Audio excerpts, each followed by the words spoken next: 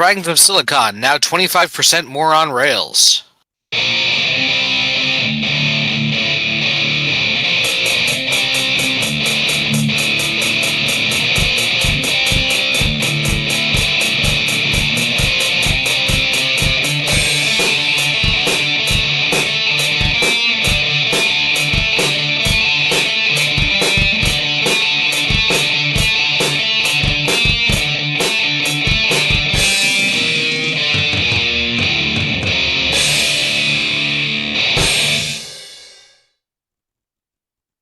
All right, welcome to another installment of Fragments of Silicon.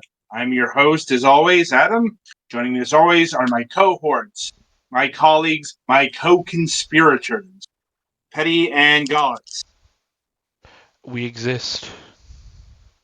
Mm-hmm. Lots of energy from them this week. Okay, I at least have a reason to be a little rattled. Right. I suppose we'll get to that, maybe. But anyway, so let us get to the news, such as it is. Gallus, you start us off while Petty recovers. Well, my car situation is mostly sorted out. I don't have the new one yet, but I have a deposit down on it. They're running it through the shop to do all of their improvements, or all of their repairs and cleaning and stuff, and I'm waiting to hear back on what the actual final financing numbers are going to be, but everything seems to be under control for that. Did you go through a dealership, or is it like a buy here, pay here lot type situation? It was a dealership. That they just ended up being the place that had the closest match to what I needed. Fair enough. It's not new. It's 2016. So yeah. So yeah, that's mostly dealt with. And today I went to visit my grandfather in Massachusetts. This is slightly unusual because I took off work to do it, and because... So while the plan went through several permutations, I did at least end up taking the train back, which was an interesting experience. Not like amazing or anything. It was different.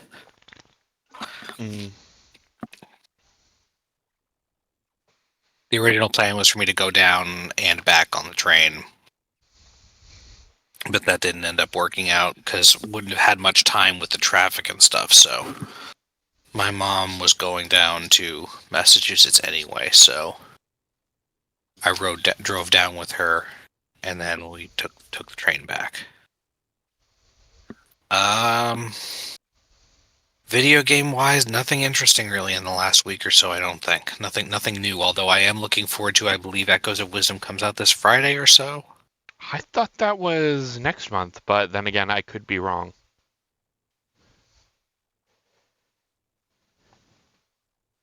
All right. Anything else? September 26th would be tomorrow. So. Oh. Well, then I guess technically we both were wrong. Anyway, it's this week. So yeah, that's I think that's about all I got. Okay. Petty, have your ears recovered yet? Yes. For those of you keeping fun score at home, I did the dumb again and blasted my ears with theme music because I forgot to switch audio devices. It's been a while, but you can add one to the counter now if you're keeping score. Fairness, nobody is keeping score. That we know of. Anyway. As far as, like, goings on here, not a whole lot. I did notice some water downstairs in the laundry room. So hopefully that's nothing, but I will, make sure the freezer isn't starting to defrost again. Because we've had that issue before. It involved putting ratchet straps on the freezer because the freezer is very old, and to get a new gasket seal thing would be like $300. We could buy a new chest freezer for that price. Also, over the weekend we had like these bathroom shelves that sit behind the toilet in our downstairs bathroom. And after 20 some odd years, those have finally rusted out and almost fell on my sister.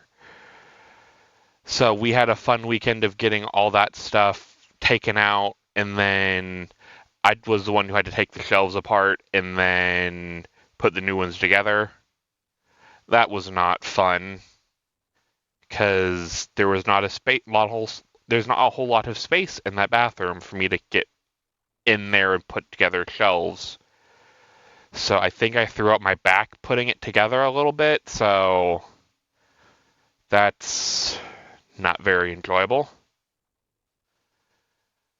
As far as gaming and whatnot, on the card game side of things, I think everything is still go for Buddy and me to do the Win-A-Box for the new EX7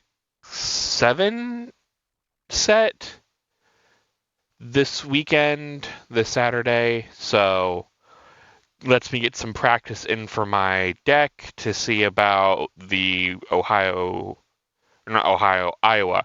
I will always get those confused, and I hate it because they are so similar. Iowa, the one directly north of Missouri. I'll be going to that regional in a couple weeks, so it doesn't hurt to get some practice in, against real people. And then as far as other various gaming things, my friends and my raid group and I finally cleared one of the floors of the new Final Fantasy XIV raid. Been a while since we did that.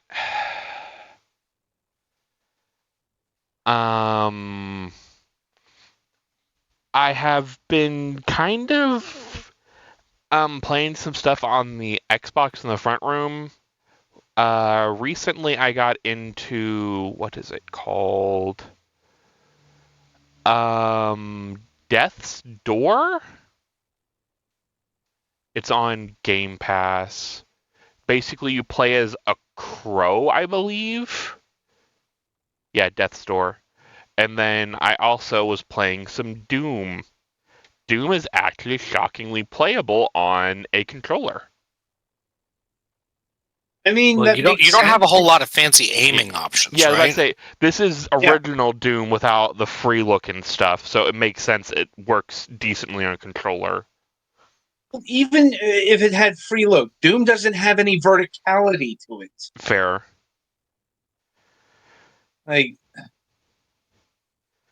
Anyway. And yeah, and part of that's also to kind of get me ready for the my review this week that I need to poke at some more. Kind of compare and contrast. And oh, right, something I did. Good news and bad news about Luna, my cat. Good news is when we went to the doctor, her thyroid levels were normal. Bad news, since we were at the vet last, she has lost over a pound. And being a 15-year-old cat, that is not good. Nope. So we are working on getting her some more calorie-rich food to see if we can plump her back up. Because I like my little baby kitty. I don't want her to leave me yet. So, but sometimes you have to make the hard call. Yeah, it's something. Hopefully, it's gonna be a while before we need to make that call, but I do understand. I mean, and yeah, I had to do. And last month it would have been 2 years ago when I had to put my cat down. Fortunately. Anyway. Yeah, I think that's it from me.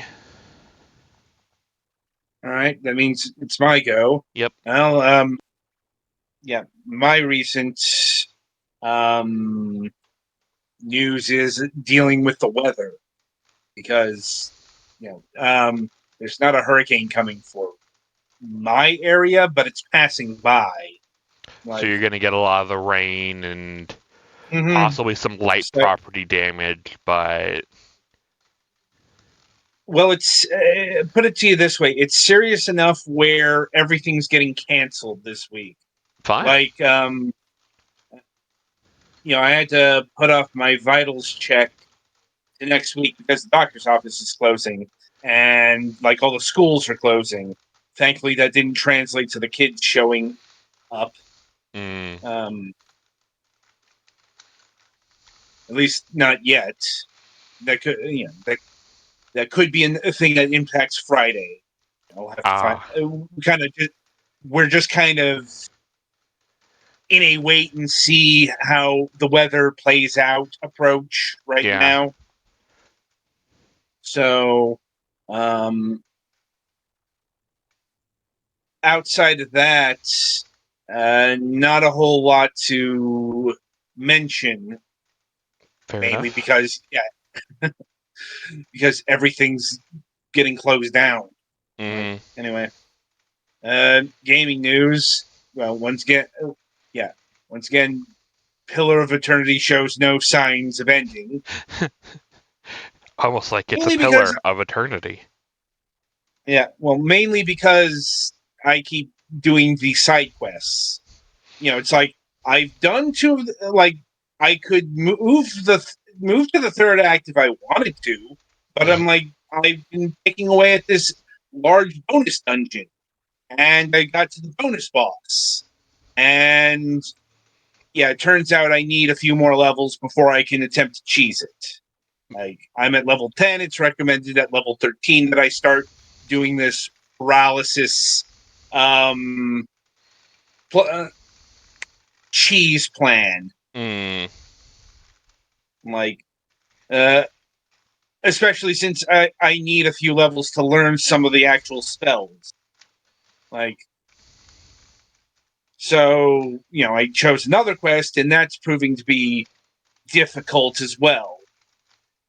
Less difficult since I decided to switch to the higher level spells. And I can also easily run back to my campsite and recharge. Takes a bit of time, but I don't think time matters all that much in this game. At least I haven't. It's like as long as this game isn't pulling a Fallout 1 or even a Fallout 2, we'll be fine. Like, anyway, that's about it from me. So, merrily we shall roll along to the interview portion of the broadcast. And joining us this week is Mariel Cartright of Wayforward. Hello. How's it going? Goes well. How are you doing tonight? Doing good. I'm doing pretty good. Okay. Right. So while we have been getting rather well acquainted with Wayforward this year, you are new to our program. So we're, going to have to introduce you to the audience, so to speak.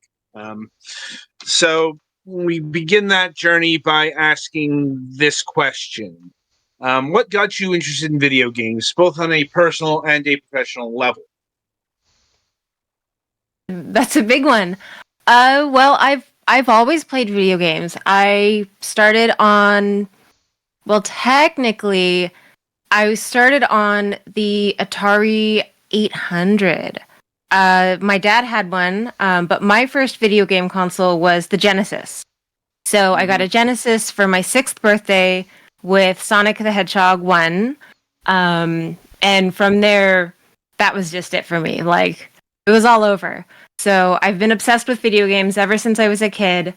I was always a Sega kid, so I had the Genesis, the Sega CD, the Saturn. Then we got a PlayStation, but we had the Dreamcast. I've just I've just always played games. And I went to college for character animation, thinking, character animation would teach me a lot of different skills because I didn't know quite what I wanted to do at that point. But I kind of figured animation would teach me filmmaking. It would teach me, writing, storyboarding. I would learn, audio, even editing. And it was at some point in my first year in college, I was like, oh, I love video games. I should actually try to work in video games. And coincidentally, Wayforward, the studio was in the town that my college was, which was CalArts, which was in Valencia. And so pretty much straight out of college, I started a relationship with Wayforward. So Wayforward has been a part of my career in games from the very beginning. So yeah, it's just been a part of my whole life. Turning video games into a professional job started kind of straight out of college, and with Wayforward in particular, yeah, just really straight out of college. And it's been I've been working in games for just over 15 years now. So I've been working with Wayforward for over 15 years, which is crazy. I suppose it is. And what was your first project with Wayforward? I love answering this. My very first project was Barbie and the Three Musketeers for the Wii. And what I did was there was a DS version that had pixel art versions of the UI. And what I did was I took the pixel art versions and I made the quote unquote HD versions for the Wii. And there was that alongside also basically upscaling, right? Upscaling some of the character art for NPCs and stuff. So my very first game was Barbie, which was honestly a lot of fun. I have a lot of fun trying to match different styles. I think that's always been a really fun challenge for me. I can see why that would be amusing. I think a lot of people forget that Wayforward has a very long history in licensed media, let's say.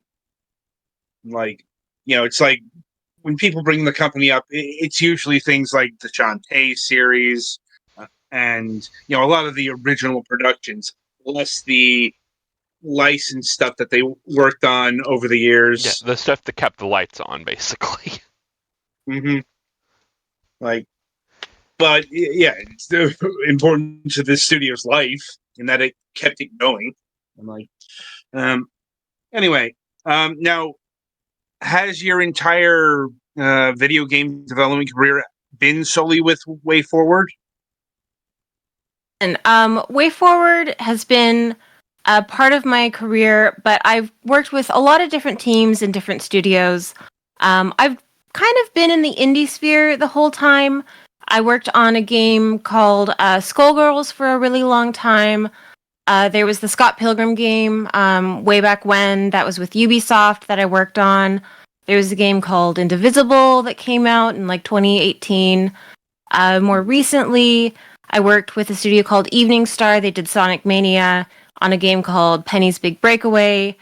This year, I worked on a game called Demon School with the studio Necrosoft. So I kind of jump around. I work, with a lot of different really fantastic teams.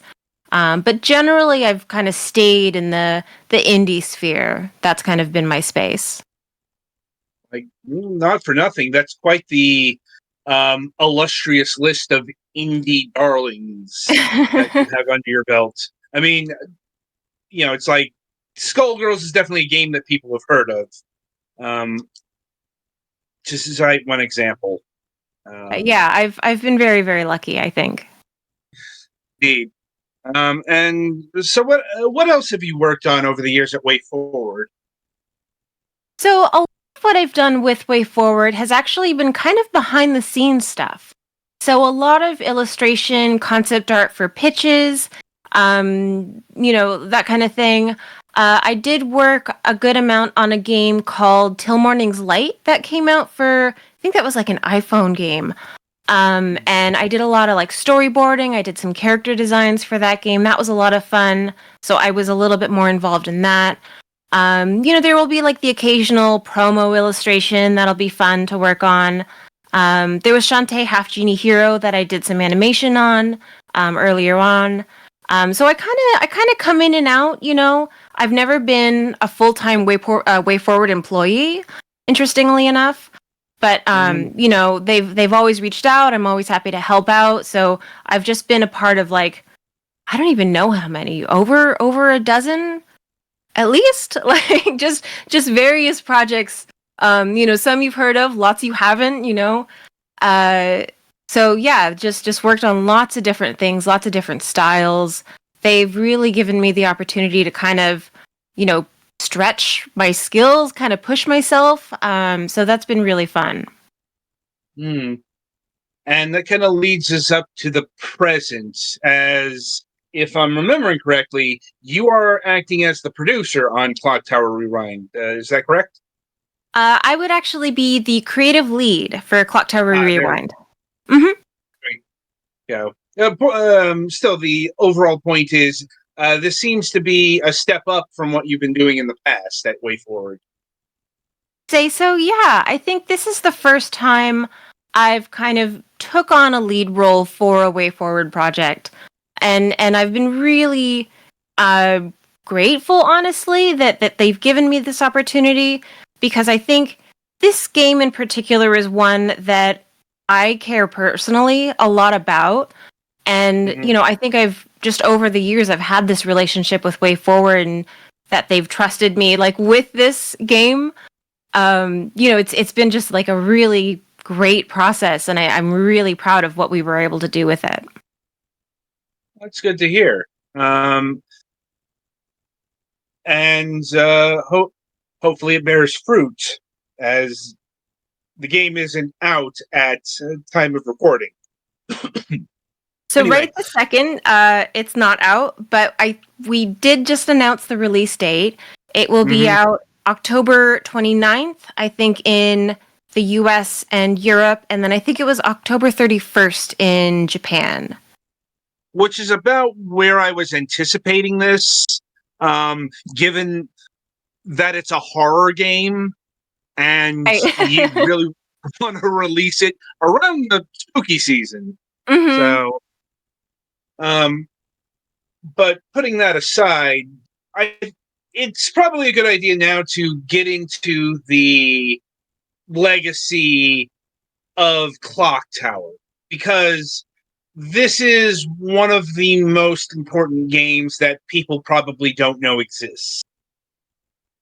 Yeah, absolutely. I suppose I can provide a bit of background to the uninitiated. Clock Tower is probably the most important horror game not put out by either Capcom or Infogrames. As it's considered to be one of the keystone pillars in the survival horror genre. Though, given that it was a game that was released, I think, in 1995 on the Super Nintendo. And given that it's a pre-3D Resident Evil survival horror that's not Alone in the Dark, it played pretty differently to anything we would consider to be survival horror post-Resident Evil. Basically a point-and-click adventure game with not just horror flavorings, but kind of the introduction of the... Not exactly sure what you would call this kind of enemy, but you see it all over survival horror. Pyramid Head, Nemesis, what have you. This indestructible fiend that chases you down and you can't kill. The unbeatable stalker character. Yeah. It really came from this game here, because that's what the Scissor Man does. He will stalk you. He will show up. Sometimes it's scripted. Sometimes it's random.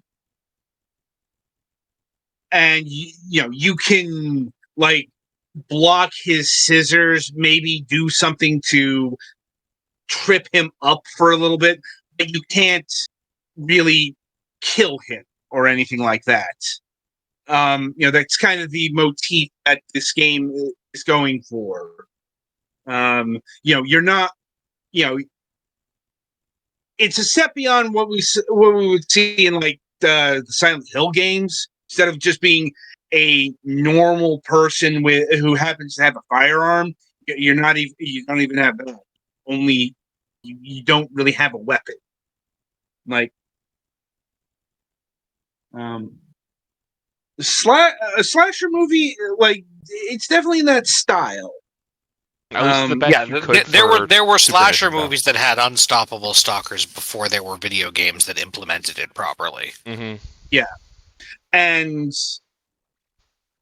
this is probably drawing more than a bit of inspiration from Friday the 13th and Nightmare on Elm Street, Halloween. It's all.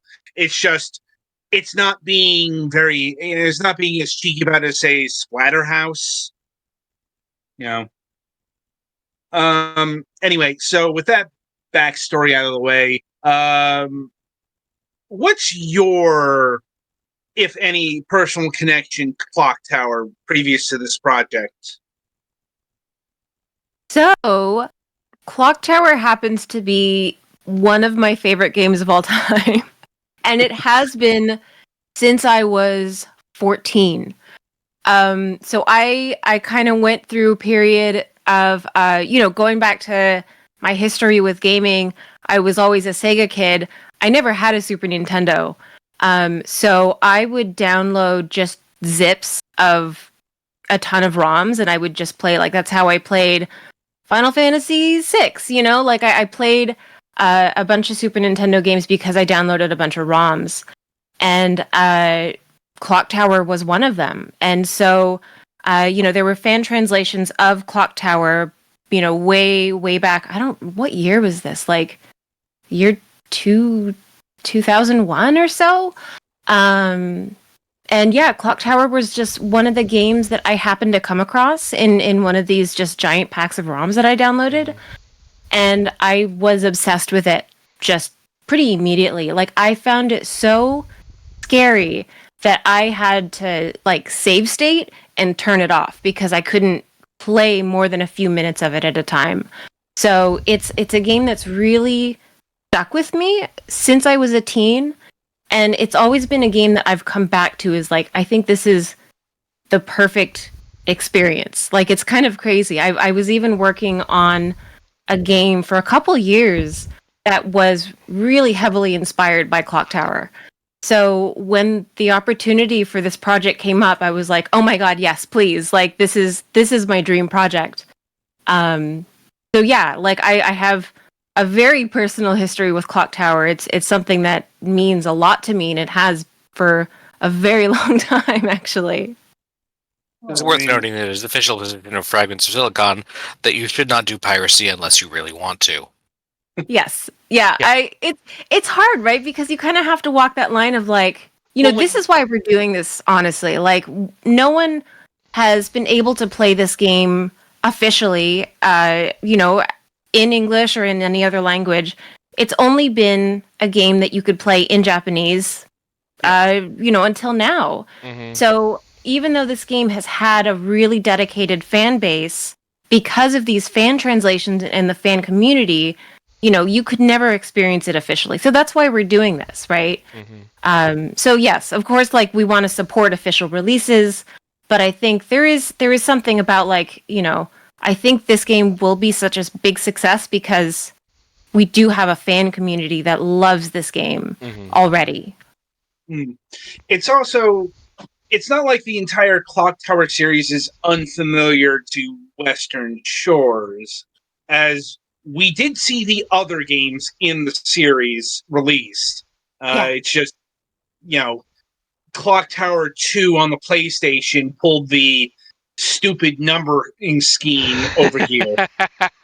Mhm. Because, Clock Tower 2 was called just Clock Tower over here. Thankfully, that didn't, mess up the numbering for a time and eternity like it happened with Final Fantasy. Oh, God.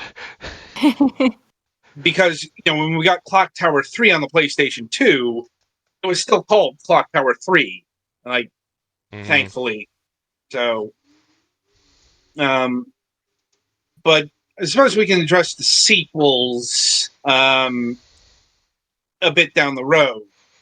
The question that's probably coming to mind, especially when the with the trailer being played on screen right now, is what are you doing to modernize Clock Tower?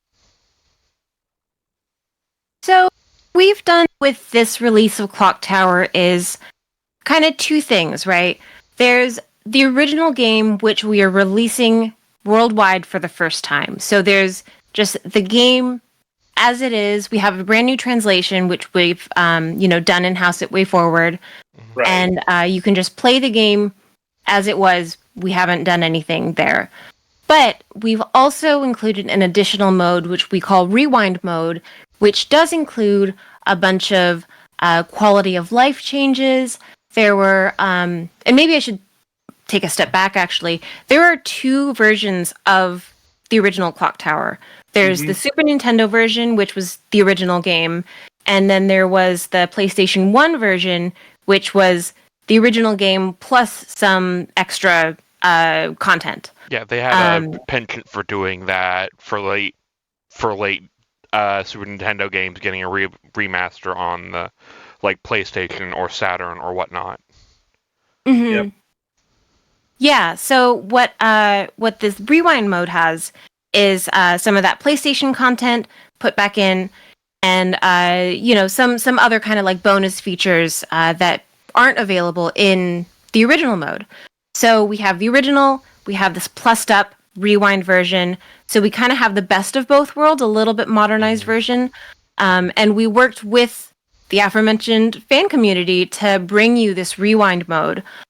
So we're really excited to have both of these.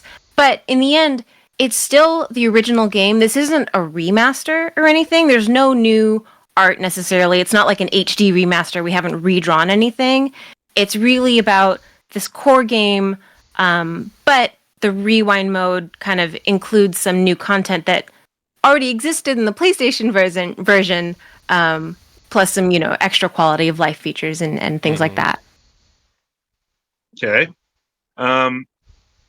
Now, was there ever any thought or consideration to do an HD remaster of Clock Tower here?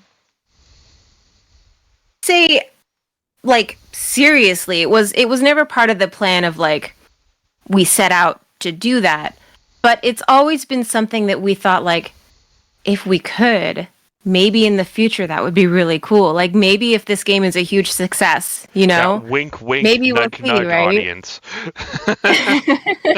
If this sells a bazillion copies and funds an HD remaster, maybe. If you want it, I vote would, with your I would wallet. love. Wink, wink, nudge, nudge. Yeah. So it was never part of the original plan. This game is part of what Wayforward is calling a Port Plus, and that's what they did with River City Girls Zero. So Wayforward and Limited Run are working together to kind of find these older games that never saw releases outside of Japan or big global releases, but games that are really special. And kind of have these big fan communities, but never just saw this global recognition or global release, right? So Clock Tower fit that bill, and yeah, so it's not part of the plan from the get-go to do an HD version. It's just to finally get this game in the hands of everyone officially for the first time. It's a noble goal because, yeah, this is one of the, at the very least, most unique games that ever graced the Super Nintendo. Probably one of the best of the system, and nobody played it in an official capacity outside of its home country. Not too surprising, given this game came out once again pre-Resident Evil, pre-survival horror. It probably didn't get a lot of consideration for a Western release because they probably thought that we would never want to play a game of this nature, at least on a console. Like, if this were the kind of thing that were released for the PC, in like the late 80s to mid 90s, like it probably would have fared better in terms of worldwide release. Mm-hmm. My speculation. Anyway, so you've said that the rewind feature has been meant positively by the community. Has there been any grumblings in the opposite direction? Well, no, the game isn't out just yet, so I guess technically, we don't know exactly the response, but I should clarify. Because the game has been experienced by a lot of people through emulated versions up to this point, the fan community had worked on mods. And so we had reached out to one of those modders to kind of work together on this rewind version. So that's what I meant by, kind of working with the community. Mm-hmm. But to this specific, Clock Tower rewind mode, we won't know, how the community reacts to that until the game is actually out. Fair enough. Fair enough. But it's not, it's not stopped people complaining about a thing, even though it's just been announced before. What's that? People on the internet complaining? Perish the thought. Yeah. True, but that's why we have the original version, right? We have the original version that we didn't do anything to except the new translation. Mm-hmm. So that's why it's there. Right. But even then, like, people just, they like to complain that, a thing exists or doesn't exist or what have you. That's true. So I would not be surprised, if a few people will complain that there's a rewind feature because it takes away the sting of survival horror or whatever. I'm like, believe me, I've seen the attitude out there. Yes. Like, now though, while you've said that you're not doing a HD remaster, you have done some HD art for the game. Indeed, we can see some of it on screen right now, in the form of, like, as I understand it, new cutscenes. There's areas where we're kind of introducing different pieces of art, right? So there's an animated intro, which I directed and did a lot of the animation for. We have in-game cutscenes, which are based off of, and I guess just using the manga that was alongside the PlayStation version of the game. So that's like official art from the PlayStation release. And then there's a little bit of new art in the credits. So you'll see that when the game is out. So yeah, there's like little bits of art here and there, and of course, the key, like the box art, stuff like that. So little bits of art here and there. I would say probably the intros, the one where we kind of put the most work into like something completely brand new. So yeah, like there's things like outside of the game that we did add to the overall release. And I'm guessing the intro is more just because, like, back in the day, there used to be an instruction manual that came with the game that kind of had how the prelude to the story went, but, it's kind of hard to do that with relatively digital release. I would say, I think animated intros are just something that we're seeing more of for games nowadays. Yeah, it's a modern flair to kind of replace that, because also back in the day, when this originally came out, you didn't have enough cartridge space to do an animated intro. That's true, unless you were on the Sega CD. That's what they did. Blast processing, let's go. I was a Sega kid growing up, so... We'll get to that in the topic. I have some things to say there. But yeah. So we did an animated intro, and I think it's just a fun way to kind of introduce new audiences to the game.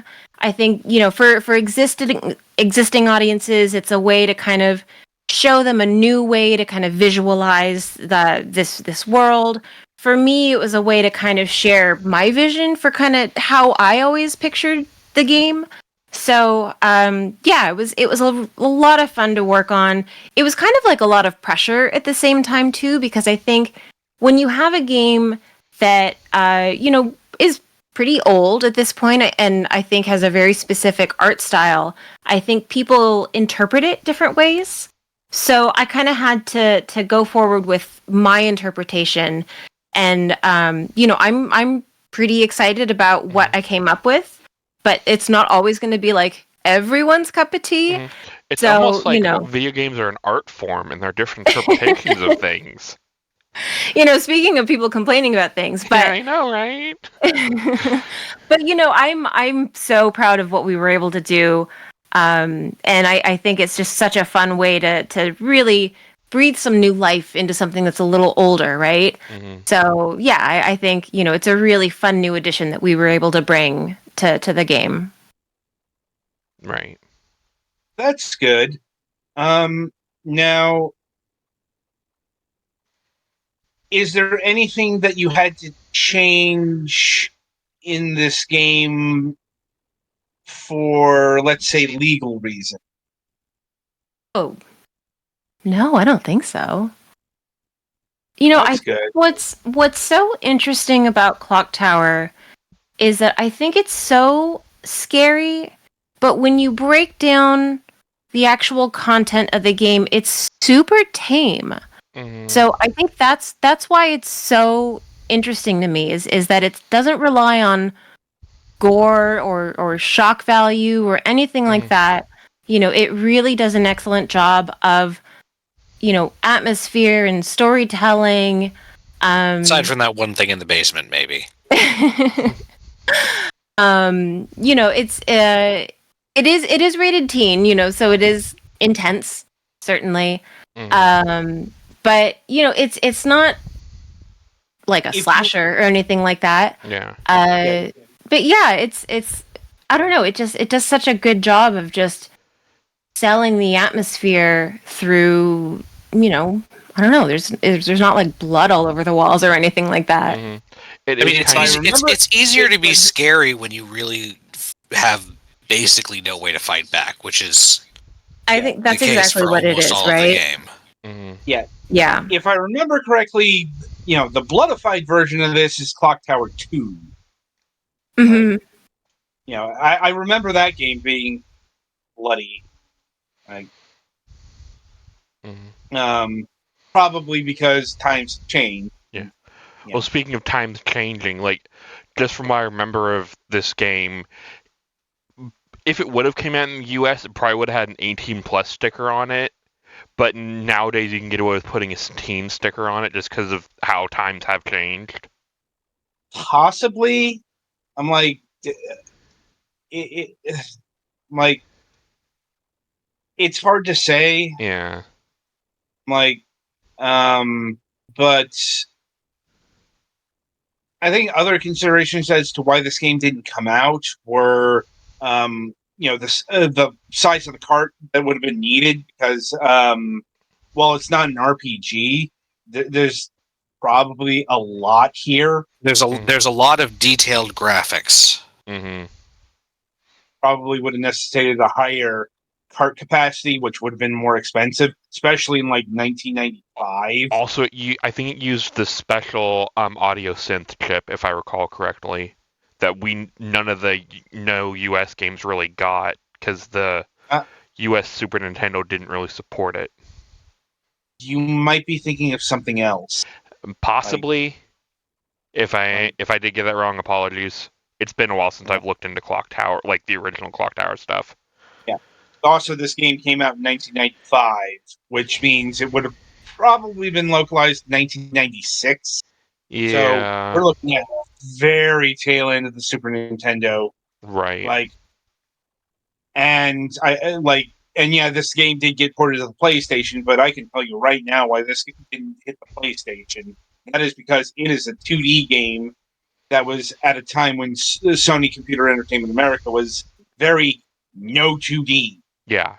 Which robbed the United States and other countries of many excellent games. Mm-hmm. But anyway, getting back to my main point, when I say having to change the game for legal reasons, this is something that's come up with.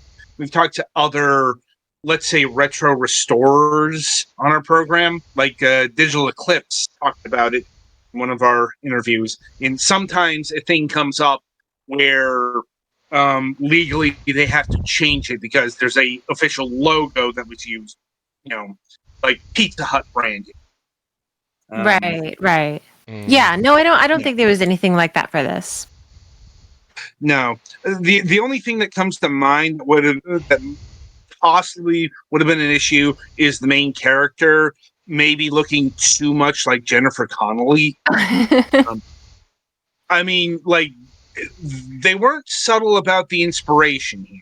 Mm-hmm. Mhm. Yeah, but thankfully that doesn't seem to be an issue. No, I don't think so. Well, I don't know. Maybe she hasn't reached out, so. I mean, them not reaching out in this case is good. Yeah, it's better her not reaching out, meaning the suits won't be reaching out either. Yeah.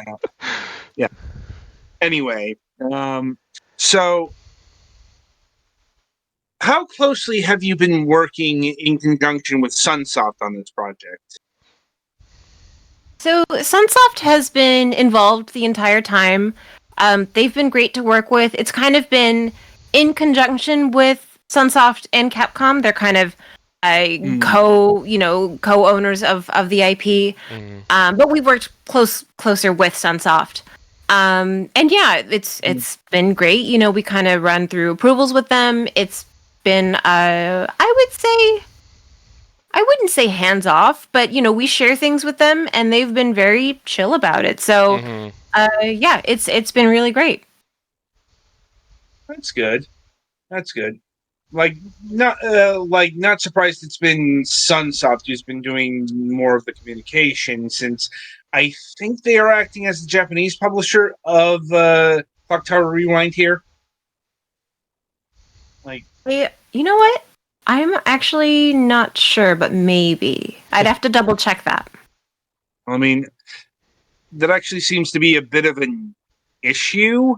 But in regards to the release date of certain versions of Clock Tower Rewind in Japan, apparently the Switch and PlayStation versions have release dates of Halloween, and the Xbox and PC versions don't. At least this is what Gamatsu was initially reporting. This may have changed in the intervening time. So, I'll have to double check on the release dates, but Sunsoft is the publisher in Japan. But yeah, let me get back to you on the release dates. Okay. Yeah, let's figure that out. Live research to go. Now, sometimes it happens on this program. You know what it is? It's that Wayforward is the publisher for Xbox and PC worldwide. Ah, there we go. Yeah, this is what was leading the confusion there. Then, and if I'm remembering correctly, Limited Run Games is publishing the other version. So, speaking of which, how closely are you working with Limited Run on this project? Yeah, Limited Run, I would say, is just a co-developer. They've been really handling the porting, all the technical side of things. Right. So Wayforward, I mean, it's really a partnership. So I've been on more of the Wayforward side personally, so a lot of the creative side of things. But Wayforward has also been very hands-on with things like QA. Wayforward also handled like the translation, for example, the motion comics, and then Limited Run has been, in the port and actually like porting things and using the making things carbon work engine and stuff and whatnot. yeah, exactly. I mean, we've been trying to get an interview with the Carbon Engine team. It's been tricky because of, first, their schedule's been very busy, but also like our contact at Limited Run has moved on to other companies. So such is how this goes sometimes. But can you speak onto the physical release of Tower Rewind at this point? I don't think I'd have any good answers for you there. That's probably going to come better from Limited Run. That's about what I thought. As I'm like, Doesn't hurt to ask. Yep. I'm like, so, geez. I think I'm just about done with my line of questioning here. What about you guys? Do you have any further questions about Clock Tower Rewind? Nothing that I can think of. I think you've touched on everything I wanted to. Yes, I think I am good. Okay. I think I do have one last question on this topic, and that is, have you sorted out pricing on Clock Tower Rewind yet? Question. What was the latest on pricing? I don't know. That's concerning. I should have looked that up before. Infinite money. Wait, no, hold on. $1 million. That's the answer. Y'all want an HD remaster, right? No, I think it's actually we haven't announced the price yet. So that should be incoming. I was about to say, if you don't know, and better not to say anything than say something and get us all in trouble. Yeah, we've had that happen a couple times. Those well, are not I already fun did edits. say $1 million, so. It's safe to say it'll cost somewhere between $5 and $500. It's going to be $501. Oh no. Yeah. Right. And I suppose we'll conclude this by asking, are there any other projects you are working on, Wayforward or otherwise, that you wish to talk about briefly? Nothing that I can share just yet, but I am working on some cool stuff. So yeah, I will share one day, but it's a little too early. Okay. Hopefully when that day comes, we'll be in contact once again. But in the meantime, it was lovely having you on our program to talk about Clock Tower Rewind and Wayforward and even a bit of things beyond that. Awesome. And yes, it was really lovely to chat. Thank you so much for having me. No problem. Right. The game is Clock Tower Rewind. It's coming out on all platforms October 29th in the West and October 31st, Halloween, in Japan. So I believe you can wishlist it right now on like Steam, probably other platforms. I'm on I assume wishlisting is a thing on like PlayStation and Nintendo Switch. I don't have those.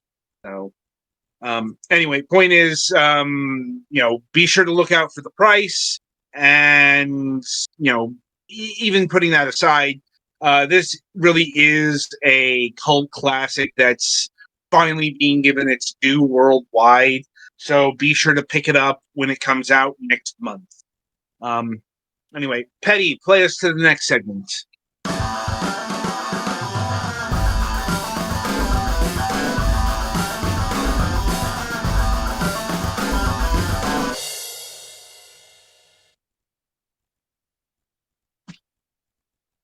All right, so welcome to the topic of discussion.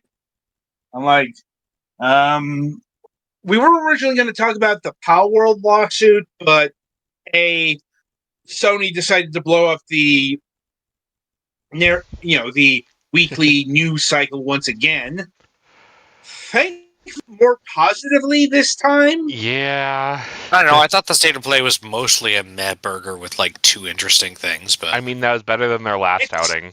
that's true. Yeah, it's also better than announcing the biggest flop, potentially in gaming history. So, like I said, this is a fair step up from that. I'm like, now, where to start on the state of play? In the I suppose. beginning. Well, that's the thing. The beginning was Astrobot DLC, Fair. which nifty.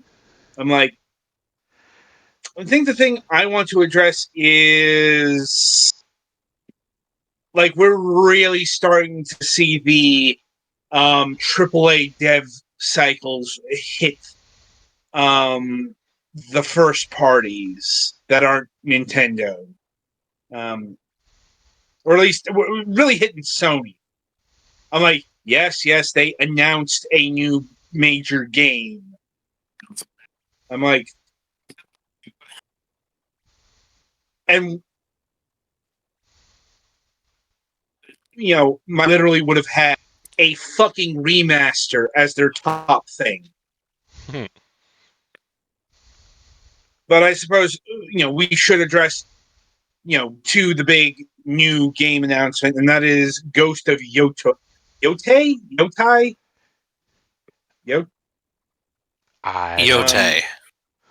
Yotai. There we go. Which is a spin-off of Ghost of Tsushima. Not Or a sequel. Well, no, it's apparently a spin-off. The first of many, according to Sucker Punch. I'm like, I don't know if I'd call that a spin-off or just a sequel. It's a different character is the reason, right? Yeah, I think it's a different character, different region that's, I think, happening at the same time. Well, the year is 1603.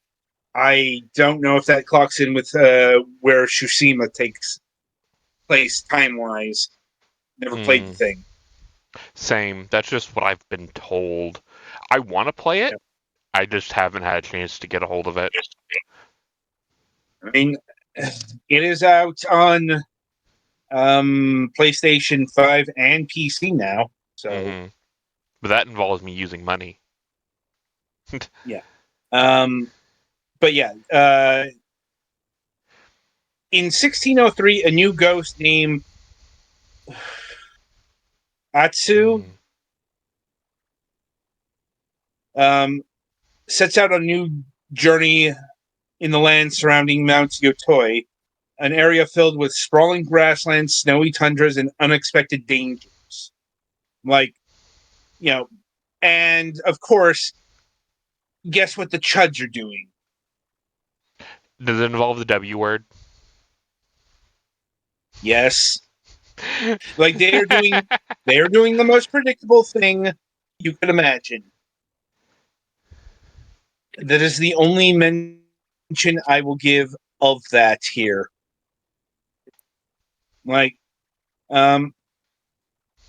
yeah, this is the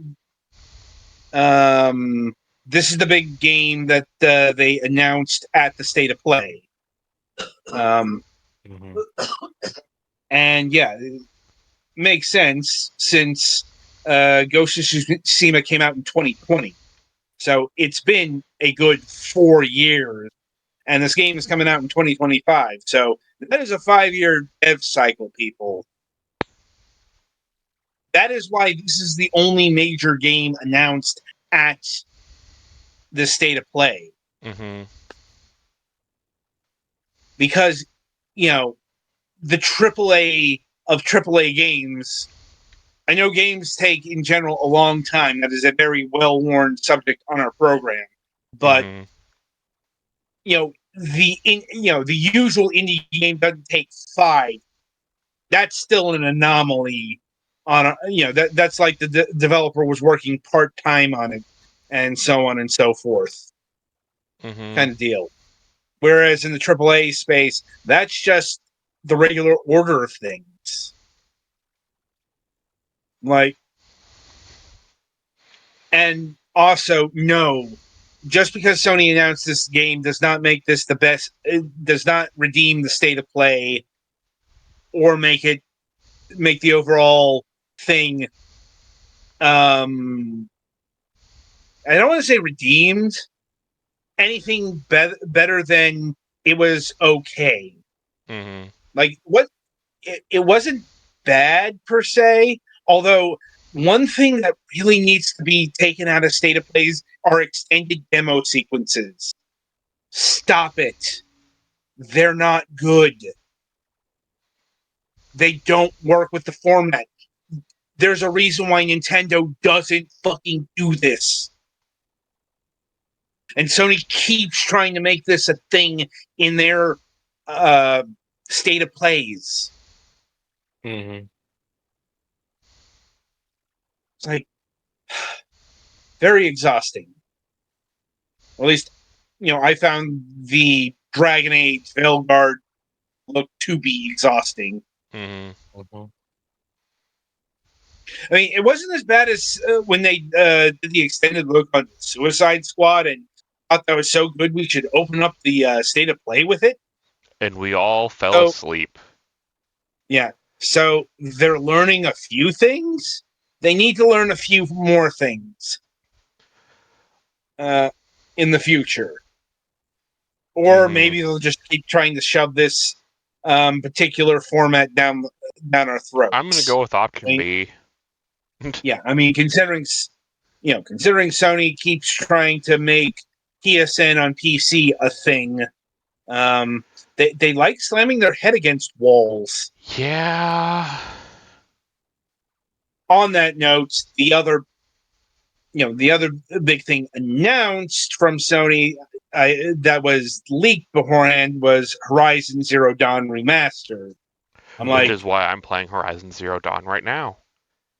yeah. Sony is promising enhanced graphical fidelity and re-recorded dialogue. Seriously, Sony was making that like they were apparently doing like an hour and a half of re-recorded dialogue. I genuinely don't get it. Like, Honestly, is it this that game doesn't need a remaster. Like, granted, no, I it am doesn't. playing it on a PS5 right now, but that kind of goes to show, like, it doesn't need it. It's a waste of development time and people's money. Just go throw the PS4 copy into your PS5. I mean, yeah. To cap things off, Yeah. We're re-releasing and updating these games so that they have the full graphical prowess that the PS5 Pro allegedly is capable of, that the fucking base PS5 wasn't. For up to like the base PS5 allegedly was supposed to be able to make the PS4 versions look almost as good, but it couldn't. So Well, basically, PS4 games run, PS4 games run in PS4 Pro mode because it all uses the same code. uh-huh.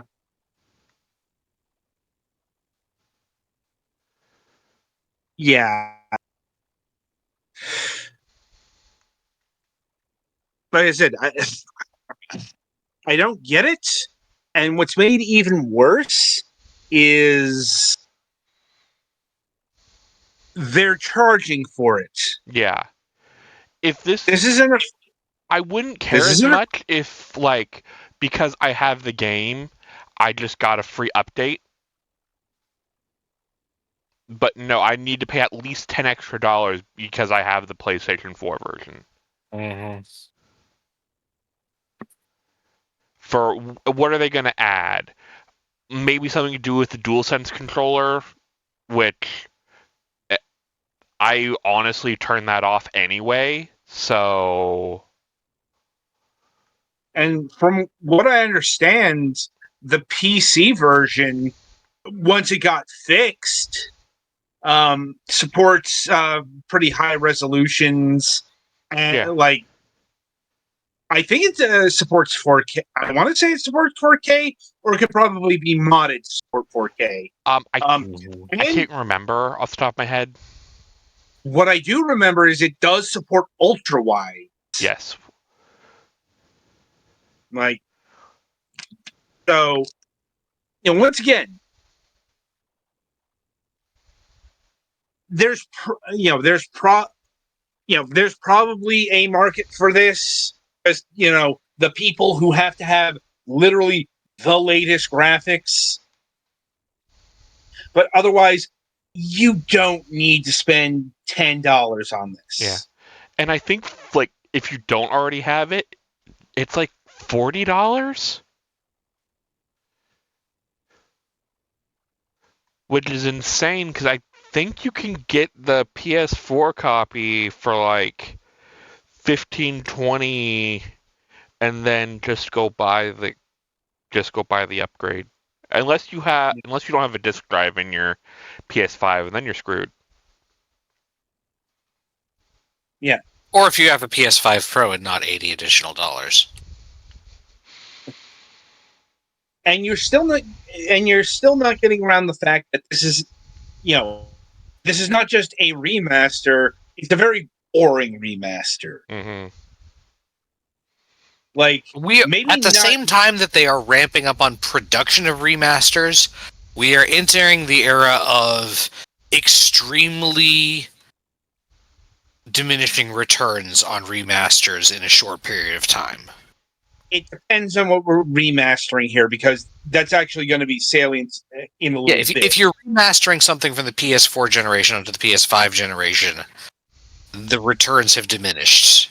There's very little further that they could diminish. If you don't mind having a Peggy sticker on the front of your Horizon box, which the PS5 is region free, by the way, you can get a copy of the game for $23 and then just pay $10 to upgrade. Because on the flip side of the remaster talk, and because we had a couple of other remasters announced. One has leaked a couple of times, and that is the Legacy of Kain Soul Reaver 1 and 2 remastered. Which, this is the kind of remastering we were alluding to in the interview segment, because it's not just the original game as presented originally. This is very much the other school. They're modernizing the graphics to a certain point. Like, the graphics are very much, being given a facelift, but I think the attempt is, trying to get the style right. That's always that's the devil in the details when it comes to remasters like this. Updating the actual art assets and getting it wrong. I'm like, also updating the controls, because dear God, Soul Reaver 1 and 2, but especially Soul Reaver 1 have been needing this for a long time. Yes, they have. Soul Reaver 1 was so incompatible with modern systems that Square Enix had to take it off the market. Mm-hmm. Not the case with the other Legacy of Kain games. Like, you can still get Soul Reaver 2, Blood Omen 2, and Defiance on Steam. You can still get all of the other Legacy of Kain games on GOG. That Right. includes the original Blood Omen. And worth noting, heading up this remastering effort is Aspire. Now, they have had a very mixed history when it comes to these deals. On the one hand, their remaster of Tomb Raider, the first 3 Tomb Raider games, apparently really excellent. Shining example of what a modern day remastering should be. I haven't picked it up yet because honestly, I'm not that big of a fan of the original Tomb Raider games. Mhm. And I wasn't going to shell out $30 for it. Yeah, that was kind of my thing. I thought the original Tomb Raiders were okay, but I also got them, all 3 of them, for like $10 as a local game store was going out of business. Yeah. On the other hand, their fucking Star Wars remasters have been anywhere from meh, this year Star Wars Bounty Hunter, to just absolutely fucking dreadful. And that would be the Star Wars Battlefront pack. Like, seriously, dear God, what the fuck happened there, people? Like, when the better option was to just go and purchase the original game on Steam, you fucked up badly there. Mm-hmm. Wonder if they went to the Blizzard School of Remaster Design. Well, once again, they've literally been all over the place with remasters this year. Like, and on the other, I guess, side of the Tricoin here, we've got the remaster that came out of nowhere, but is hugely anticipated by me, and that is the Lunar Collection. Oh, I imagine Mac is probably also going to be discussing this when... Probably. He's also a big fan of Lunar. I'm like, now it's worth noting that this is apparently going to be a compilation of Lunar Silver Star Story Complete and Lunar 2 Eternal Blue Complete. Those are the PlayStation versions. Yeah, specifically the complete versions. But, here's the thing. The Lunar games had a lot of remasters, especially Silver Star. Like, wasn't there a span in like the, what was it, mid to late 2000s where you could probably set your clock by a Lunar remaster? Not that frequent, but still. And even here, this was a port of a port because the complete versions were originally the Saturn. Mm-hmm. Like, interestingly enough, they seem to have found the grave of working designs and dug the old fucking dub out. Oh, fuck. I didn't think they were using the fucking song from Silver Star Story Complete. I did not realize that was the original shit. Well, it's the original PlayStation version. Yeah. Once again, they actually re-recorded that from the original Sega CD version. Yeah. It's kind of why I wish this were, ironically enough, a complete collection. Though, granted, the amount of Silver Star you would have to stack there would be, quite frankly, embarrassing. But, at the very least, I would like to see the original Sega CD version. Because the Sega CD version of Silver Star Story and Silver Star Story Complete are actually rather different. Mm-hmm. Just for the sake of preservation. Lunar has been remade many times, and many of them are actually significantly different. Yeah. Now, it is worth noting that this is the first time Lunar 2 Eternal Blue is seeing a release since the fucking PlayStation. And the thing is, this is the much better game. Or so I've been told. It's a weird thing. I have played Silver Star and its remakes. I have never managed to get my hands on fucking Eternal Blue. It was I've heard that one is like rarer. Yeah, I was like, wasn't Yeah, that the short yeah. print one? The extreme short print one? Yes, it was. Like my local Funko Land had Silver Star. I kept asking about Eternal Blue. Eternal Blue never came. And when Eternal Blue was new on the PlayStation, I really wasn't in a position to purchase that Mm-hmm. at that particular moment in time. And of course, it being a limited print run because fucking working designs, they were the limited run games of their era, people. Only even more limited. Mm.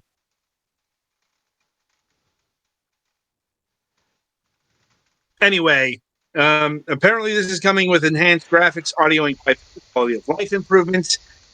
I'm kind of concerned about, once again, preserving the pixel art. Yeah. Graphics improvements for late era pixel art games is always a Unless you're using Square's HD 2D engine, it generally ends badly. Well, that's not really preserve. That is remake. That is like literally remaking a game. I mean, it is remaking, but it still looks close enough. But yeah, I More get your okay. thing with that. Well, more to the point, this is being done by Gung Ho, and they're the ones who handled the Grandia remasters, which didn't Yeah. like. You can go look it up, but they kind of fucked up on those. I saw the Gung Ho logo, and my immediate thought was, oh no. Yeah. I mean, it makes sense that they would be attached because they've owned Game Arts for, I want to say near close to 15 years now. Like, and as far as the porting house, they'll probably use a Western developer that you've never heard of. Like the Grandia remasters were done by an outfit called Sickhead. I have tried to get them on the show. They never answered their email. Like, unfortunate. Yeah. But other companies that kind of do this kind of thing are Other Ocean, Software, Code Glue before they got acquired. Like, so, yeah, I'm looking forward to this, but I do have trepidation about it. still better than nothing, but Yeah. And let me see. Yeah, there was a bunch else announced here. In terms of like DLC, the Teenage Ninja Turtles, Shredder's Revenge, Reptiles, Radical Reptiles DLC. Talk about your fucking deep cuts. Because, they got Mondo Gecko and fucking Mona Lisa. I never thought I'd see her again. these are relatively minor side characters, right? From like the original. From the 80s cartoon. Yeah. Mondo Gecko at least had a few episodes to his name. Like, I remember him in more than one. And I also remember having his action figure. That's kind of the key difference between him and Mona Lisa. Like, Mona Lisa never got an action figure. Mm-hmm. Like, yeah, I remember Mondo Gecko being on all of the backs of boxes. Yeah. In fairness, I think the only female character in that entire show that got a figure was April, and that wasn't a common one. April definitely got definitely got an action figure. And once they started doing the weird variant stuff, sometimes she show up in those. Like, that's true. I remember the version of April O'Neil that transformed into a cheetah, which surprisingly was not a plotline taken from the show. But they would have completely had done it had they thought of it. Yeah, it's like, don't open your mouth too wide with that one. Look, the original Teenage Mutant Ninja Turtles cartoon was fucking stupid. Just taste-eatingly, even by the standards of 80s action figure shows stupid. I'm like, there's no shame in admitting that. Like, Right. a lot of these shows were very goofy, very dumb. Like, go and look at 1980s Transformers or G.I. Joe or just any of them. They're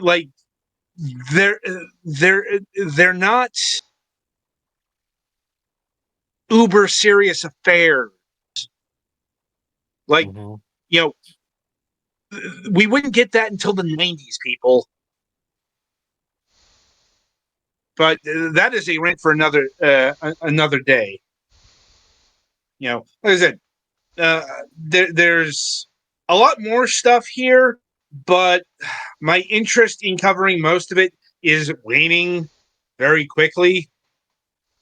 I mean, the three things that I cared about were Astrobot DLC, Ghost of Yotei, and the Lunar remasters. I guess the final thing we should talk about here is Pal World, because Pal World did show up on the PlayStation 5 with this state of play, except in Japan. I wonder why. Looks at camera. Yes, it's a mystery of the ages that we will never be able to figure out. Like, anyway, on that note, I think we'll about wrap it up here. So coming up on the week ahead, we do have a new episode of MSP planned, and thankfully, every anyway, on Friday, September 27th, we'll be welcoming Corsden of Fission Ogre to the program, and we'll be talking about their game Relentless Frontier, which is another boomer shooter that's using GZ Doom as its base. And coming up on the Sunday reviews, we'll be having reviews of Liberator TD, Relentless Frontier, Impressions. It's an early access game. Mellowbot, A Last Song, and Flowstone Saga. So look for that, and until next time, I shall wish you good gaming.